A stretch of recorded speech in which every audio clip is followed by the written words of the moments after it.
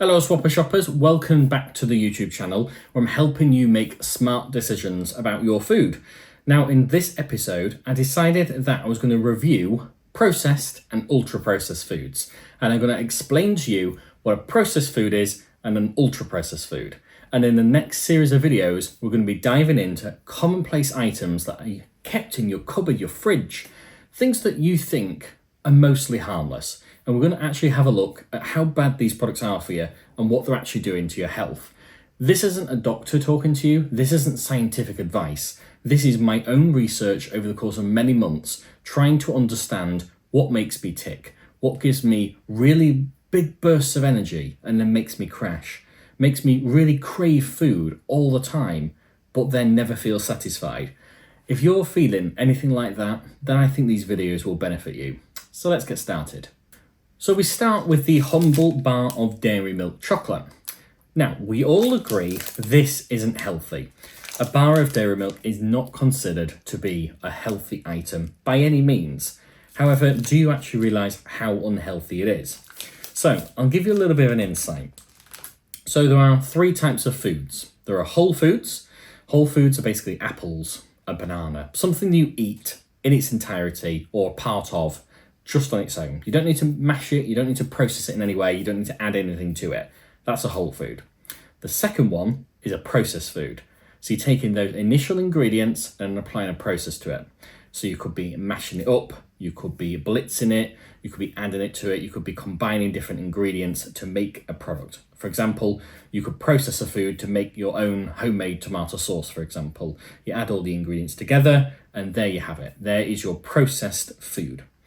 On the other hand, number three is ultra processed. Ultra processed food, in my definition, and there are plenty online, but ultra processed food is essentially something where you have preservatives in it that you wouldn't find in a commonplace kitchen. And here is the main bit of advice I can give you. If you're going to a supermarket and you're looking for nice food and you want to be healthy, what is the first thing you look for? You look for whether or not the label says healthy, whether or not it says full of fibre, has vitamins, added this, benefit this, reduces tiredness. Unfortunately, to a certain extent, you're being misled. So this bar of dairy milk chocolate. So the problem with dairy milk chocolate is that everyone reads it and they look at the per 100 grams, right? So I'm looking at per 100 grams. Per 100 grams, you've got 56 grams of sugar, for example. And I mainly want to focus on three main things. Whether or not it's whole, processed or ultra processed, how much sugar is in it, and ultimately whether or not you're being misled. So for your benefit, and many people have done this before, I appreciate, but here is 56 grams. But remember, this is not the full bar. This is 110 grams, which means I have done the maths and I have got you 61.6 grams of sugar. Now, here's the kicker. If I was to give you this glass of sugar and tell you that you're going to eat that within the space of 20 minutes, sometimes even less if you're hungry, you're going to consume all of that. You think I was absolutely crazy. So I'm going to give you a reference point. Now, I'm not going to measure by teaspoon very often. The reason being is that people often go, oh, it's only 2 teaspoons. That's fine. It's not much sugar. But you actually have to understand the context of what you're eating. If you was to just get a teaspoon and literally just play around with it, just try and understand and get a feel for how much sugar. Remember, this isn't any other ingredient. This is pure sugar. And you'd be mistaken to think that that is anyway healthy. Sure, your body does need naturally occurring sugars. It does need sugar because sugar has energy. However, the problem with dairy milk is that when you eat this entire bar, you're going to feel satisfied. But for how long? Not very long. The problem is that all this sugar is going to convert into very quick bursts of energy.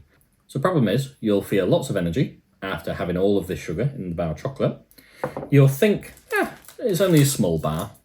What does it matter? It matters a lot because all of that energy is going to get either used straight away, which is very unlikely, or it's going to get converted to fat because your body can't use that much sugar at one point in time. If it was to consume that sugar over the course of a day, absolutely, it uses the sugar for quick bursts of energy as it needs it, but not all in one go. So here's the problem with chocolate. You open the bar of chocolate, if I can get into it, and you sit there and look at the chocolate. It's a small bar, let's face it, they get smaller every year, I swear. It's a very thin bar. How often do you actually take out the chocolate in its entire bar form and look at what you're actually eating, and then compare it to the amount of sugar that you're eating? You see, there isn't a lot of food there, right? If you're not looking at food, if I was to let's get an example. Here's a banana. Now, banana is a fair bit of food. It's a pretty decent snack. If you eat that whole banana, you probably feel relatively full, depending on what you've eaten before, of course. But most people would eat a banana and feel satisfied. Now let's compare the banana to how much food you actually get in a bar of chocolate. As you can see, you don't really get a lot of chocolate. So here's the thing. You then don't open the full bar of chocolate, do you? What do? You keep it covered like this, often, and you break a line at the top. Right, so you've broken a line at the top, and then you're removing square after square, but you don't reveal the entire bar generally. You eat one bit of chocolate. Now, I don't even begin to feel remotely satisfied. And that's understandable because it's a small amount of food and there's an awful lot of sugar. So, understandably, this is ultra processed food. If it's a whole food, it would be the banana. If it's a processed food, it will be the banana chopped up with maybe some yogurt or something, for example. But thinking about it, you're sat there thinking, going, it's fine, I can have a chopped up banana then, and some strawberry yogurt, banana yogurt, whatever you fancy, whatever you want to eat. That yogurt, I'm sorry to say, is ultra processed. If you don't believe me, subscribe to the channel because I'm going to be taking you through how deep this rabbit hole actually goes. In terms of your food, Swapper Shopper is transitioning from all of the ready meals that are packed full of preservatives and just utter garbage that you should not be eating. They make you feel drowsy and awful and lacking of energy. They make your mood worse. They make your sleep worse. But as part of our journey on this channel, I'm going to be conducting even more research myself through looking at studied papers. And I'm going to be linking them over the course of episodes down in the description, and I'm going to be taking on your feedback. This isn't a got you moment where you need to immediately change your life. It's more of an understanding where you're at in your terms of your mental health and physical health. Are you eating the chocolate bar because you want to feel some dopamine by eating the chocolate? It's going to trigger all of those nerve cells and all the dopamine because you're having lots of sugar. It's going to give you lots of energy. Or are you eating the chocolate because the food companies made it so addictive to eat? And that's the problem. And not a lot of people are talking about this. Unfortunately, people assume that having just a few squares of this chocolate every single day is not that bad for you. But unfortunately it is. This will spike your blood sugar. By spiking your blood sugar, immediately then you have a high.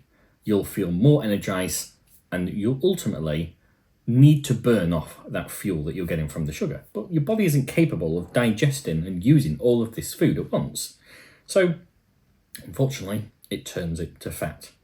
And unfortunately, once you then start using that fat, by saying that you're going to have a few squares of chocolate every day, it's just continually fueling it. And that's ultimately, over time, a contributing factor as to why you may be unhealthy. Now, unfortunately, there are a lot of myths out there that you can be slightly larger and you can be healthy. Now, don't get me wrong. You might not have a health condition now, and you might not ever, but you're at high risk, unfortunately, of developing issues later down the line and doing your body a lot of damage. If you don't actually have a disease, for example, or something like diabetes or something like heart disease, cardiovascular disease, then ultimately you've got to look at it from a mental point of view. Are you getting enough sleep? Probably not. Do you feel energized? Probably not. Do you have a good mood? Probably not. Are you arguing with your partner all the time over really silly things? Well, is it because your blood sugar is constantly in highs and lows? maybe you should stabilise it. Now, don't get me wrong, a banana can just easily spike your blood sugar, but the problem is that's healthy. It has fibre, it has vitamins, minerals, and things that you actually need. Chocolate, on the other hand, doesn't. It doesn't fill a void. It temporarily fills it, but unfortunately, it's no good for you. Now, you may be thinking, well, you've just stated the obvious there, Adam. We all knew that chocolate was unhealthy. This is part one of a very long series that I'm going to be doing as part of reconstructing my own body to be more healthy and be more mindful of what I eat. It's not an immediate switch. I appreciate, including myself, we can't all switch to just eating whole and reasonably processed food. We are going to have the odd bit of ultra-processed food. But over time, we're going to be incorporating more and more foods onto these episodes, and I'm going to show you in real terms, not only by sugar, but also in terms of impact on your body. And remember, you don't have to be a scientist to know all this. You just have to look in the right places.